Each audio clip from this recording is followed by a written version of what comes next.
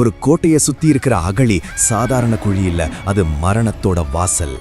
பழங்கால கோட்டைகள்ல இந்த அகழி பாதுகாப்புங்கிறது ரொம்பவே முக்கியமான ஒண்ணு. இதோட அளவுங்கிறது சுமார் 20லிருந்து 60 அடி அகலமும் 10லிருந்து 30 அடி வரை ஆழமும் இருக்கும். இதுல இருக்கிற முதலைகளை தாண்டி கோட்டை சுவருக்கு போறதுங்கிறது பிராக்டிகலி இம்பாசிபிள். ஆனா அதையும் சமாளிச்சு எப்படி கோட்டைகளுக்குள்ள போனாங்கன்னு தெரியுமா?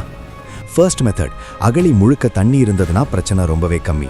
கரையோரத்தில் இருக்கிற பெரிய பனை மரங்களை வெட்டி ஒரு சில மரங்களை ஒன்னா சேர்த்து கட்டி ஒரு டெம்பரரி பாலத்தை ரெடி பண்ணிடலாம். ஆனா அகழிகளில் தண்ணி பாதி அளவு இருந்தாதான் ப்ராப்ளமே. அப்ப அகழியை கடக்கிறதும் ரொம்ப கஷ்டம். அதே நேரத்தில் உயிர் பலியும் நிறைய கொடுக்க வேண்டியது இருக்கும். ஆனா அதையும் சமாளிக்கிறதுக்கு ஒரு மெத்தட் இருந்தது.